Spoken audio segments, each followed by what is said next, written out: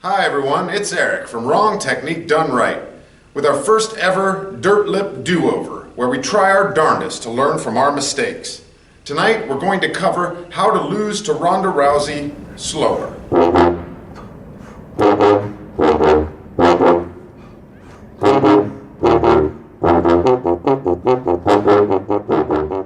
Recently, Ronda came out to meet with me here in Ohio.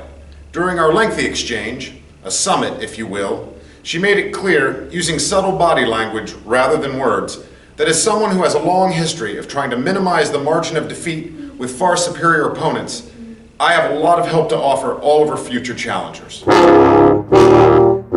Regardless of who you are and what you think you know, every encounter with Ronda Rousey, be it in the octagon or socially, should first and foremost be viewed as a self-defense situation. You are in grave danger, and you should act accordingly. With this in mind, as soon as the fight starts, you can begin employing basic self-defense tactics to ensure that the fight is at least too long to fit in an animated GIF. Okay, the first tip. When the fight starts, stay put. When you encounter a tiger, you don't bring the fight to them. You're in a cage, so you can't leave, but that doesn't mean you need to sprint over to your defeat.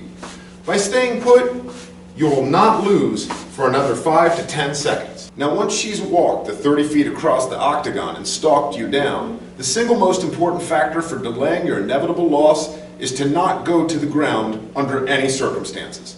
Think of it as an anaconda feeding, and everything after you're on the ground with Ronda Rousey is just the digestion. Ms. Rousey's judo skills make her basically an express elevator to the mat. And the main way to avoid getting in that elevator is to not move at all. Do not move forward or you'll be thrown. Do not move backward or you'll be tripped. Do not move at all under any circumstances. This could buy you another 15 to 20 seconds of not being defeated. Whether standing or not, don't stick your arms, elbows, hands, or shoulders out for any reason whatsoever.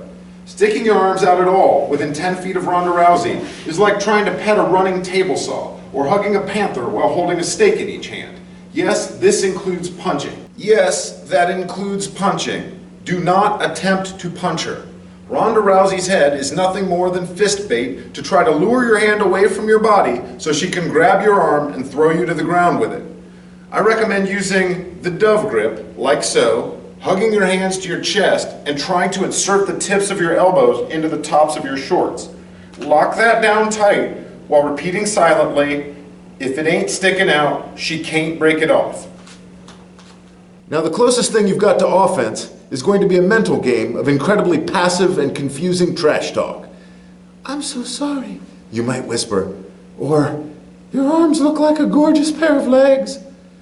To be clear, this has zero chance of penetrating her intense, almost psychopathic focus on dismantling you, but it'll be hilarious when you tell the story later.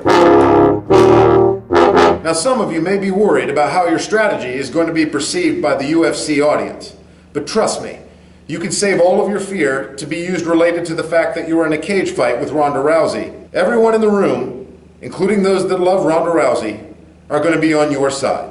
You need to think of this less like other fights that you've had, and more like you're a child that's fallen into the grizzly bear exhibit at the zoo. No matter what you're doing to survive, the crowd's not going to boo you for the 90 seconds that you haven't lost yet to Ronda Rousey. Tap! For all of you women who are going to be facing Miss Rousey over the next few years, I hope our first Dirt Lip Do-Over keeps you from wishing oh so badly you had one. And just remember, not losing quickly may not be winning, but it's sure as hell not losing quickly.